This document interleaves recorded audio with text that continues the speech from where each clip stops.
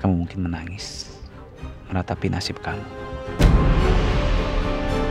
Oh, aku merindu, ku yakin kau tahu. Perlu aku anterin ke ruangan kerja kamu nggak? Bisa nggak anterinnya ke rumah aja? Aku pengen seharian sama kamu. Tapi ini kan kerjaan tanggung jawab kamu. Tapi kok aku tiap harinya pengen deket sama kamu terus ya? Kok kayak gitu kenapa sih? Gini, nanti sayang-sayangannya didabelin pas kita honeymoon. Oke? Sekarang kamu selesaiin dulu kerjaan kamu, biar kerjaan kamu tuh nggak ganggu honeymoon kita nanti. Ya udah kalau gitu. Aku kerja ya. Aku masuk ke dalam. Oke. Jangan lupa sholat, makan, kerja yang happy, ya. Sampai ketemu nanti sore, oke? Ya sayang. Assalamualaikum. Waalaikumsalam. Mungkin sekarang kamu masih bisa manja-manja sama aku. Tapi nanti, setelah aku balaskan semua rasa sakit mama, kamu mungkin menangis, meratapi nasib kamu.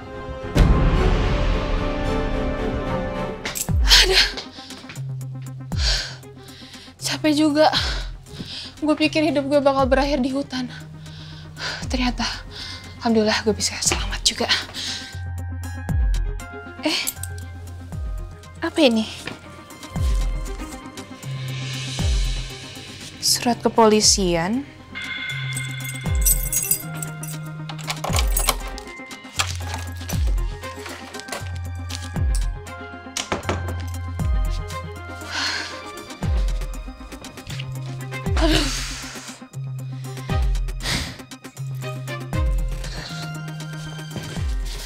Coba surat apa ini?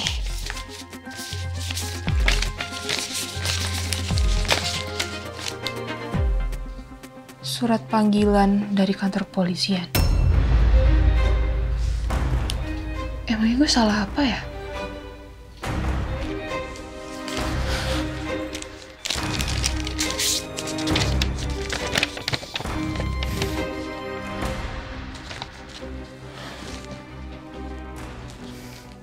Mario, yang dikenal selama ini sebagai seorang pengusaha, telah ditetapkan polisi sebagai tersangka kasus percobaan pembunuhan. Mario diduga menjadi dalang upaya pembunuhan terhadap Surya. Apa?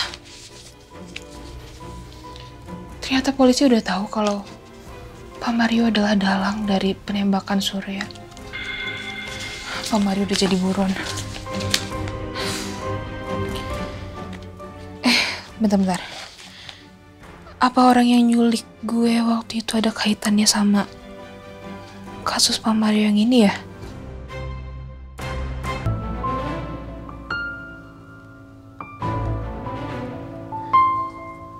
Gue adalah seorang Mario. Pengusaha sukses dan orang hebat. Tapi untuk gue bisa makan kayak gini aja gue harus nyuri.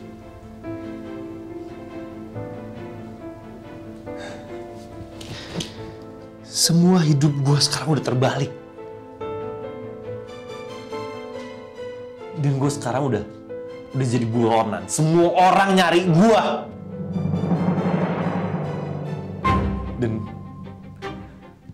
gue gak layak tinggal di tempat seperti ini. Ini sama aja kayak penjara buat gua.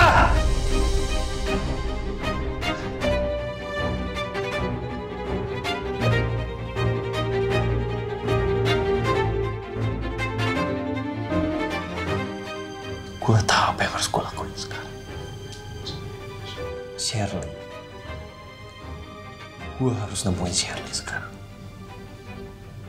Karena cuma dia yang bisa bantu gua.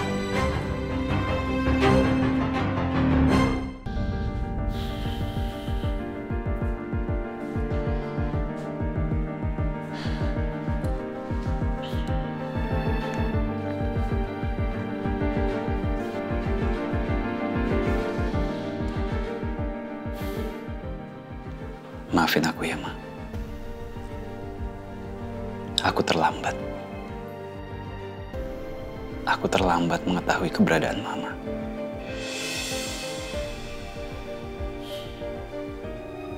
Aku terlambat untuk bisa menemukan Mama. Dan penyesalan terbesar aku adalah mengetahui kalau Mama sudah tiada.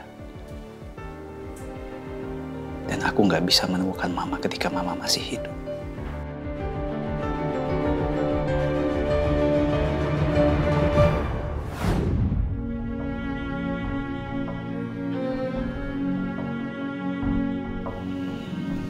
Ma, aku datang ke sini. Aku kesini mau nemuin Mama. Maafin aku ya, Ma. Aku belum bisa jadi anak yang berbakti.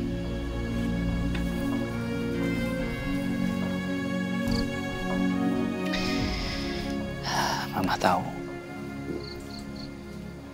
Waktu pertama aku tahu siapa ibu kandung aku.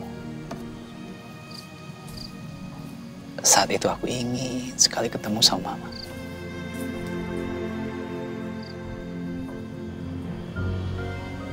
Tapi sayangnya,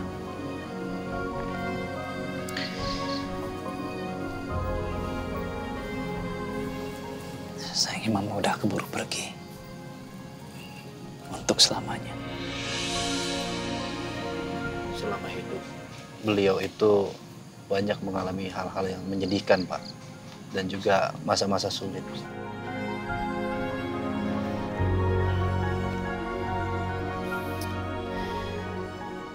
Bisa kamu ceritakan kisah Mama saya selagi masa hidupnya? Semua itu dimulai sejak Pak Hartawan meninggalkan Ibu Sekar, Pak. Dan Ibu Rosa mengusirnya. Get out! Pergi dari rumah saya sekarang. Perjalanan Ibu Sekar itu sangat berat. Beliau hancur karena beratnya beban hidup yang ia alami, Pak. Oleh sebab itu, ia terpaksa meninggalkan Pak Tegar di panti asuhan. Maafin Mama ya. Kamu lebih baik tinggal di sini. Ibu Sekar merasa sangat sedih dan hancur karena ia harus terpisah dengan darah daging satu-satunya yang ia punya. Apalagi saat beliau tahu anak sematawayangnya itu meninggal di panti asuhan itu saat kebakaran terjadi, Pak. Semua yang ada di panti itu nggak ada yang selamat. Mereka semua jadi korban kebakaran, Ibu. Beliau hancur, sehancur-hancurnya, Pak.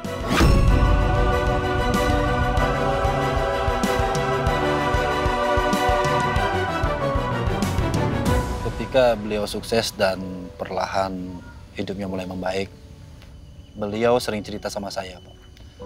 Kalau hidup beliau itu hampa, karena tidak ada anak yang ia sangat sayangi dalam pelukannya.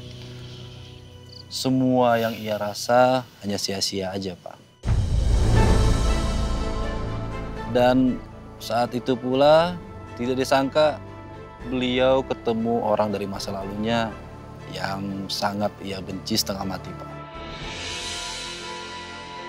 Yaitu Rosa dan Aldebaran. Semua yang Ibu Sekar rasakan itu masih sama, termasuk kebencian Ibu Rosa.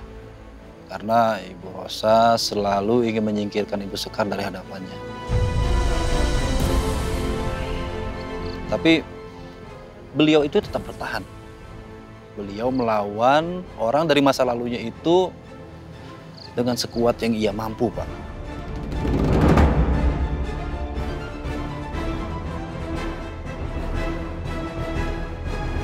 Pasti saat itu Mama sangat sedih sekali. Dan begitu menderita. Benar, Pak. Ibu Sekar itu hanya ingin memperjuangkan hidupnya, nasibnya, dan nama baiknya, Pak. Dan apa yang ia rasa itu adalah haknya. Tapi takdir berkata lain, Pak. tubuh Ibu Sekar digerogoti penyakit yang mematikan. Hingga ia tidak sanggup untuk melawan orang-orang jahat itu dengan maksimal. Belum lagi nasib naas kembali menimpa beliau. Ibu Sekar berakhir di penjara, Pak.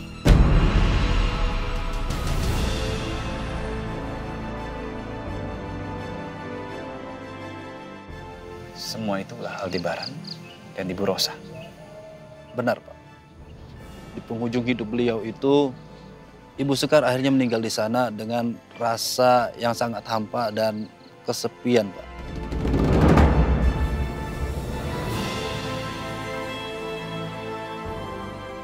Jahat sekali orang-orang Pondok Pelita pada ibu saya. Iya, Pak. Mereka itu emang orang-orang yang kejam. Mereka sanggup memutarbalikkan fakta kalau Ibu Sekarlah orang jahatnya. Padahal kenyataannya tidak seperti itu. Saya adalah saksi hidupnya kalau Ibu Sekar itu adalah korban dari keegoisan Ibu Rosa dan Aldebaran yang angkuh itu.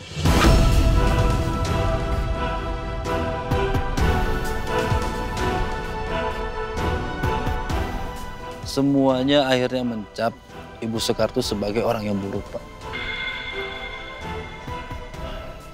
Dan juga orang-orang di sekelilingnya menjauhi Ibu Sekar. Padahal yang saya tahu Ibu Sekarlah korbannya.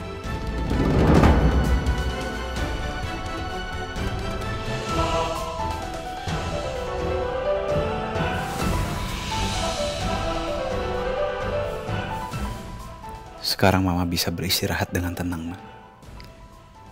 Aku yang akan melanjutkan pembalasan Mama. Aku yang akan membuat hidup mereka menderita. Aku akan membuat hidup mereka lebih tersiksa dan menyakitkan dari apa yang pernah mereka lakukan ke Mama. Aku janji, Ma.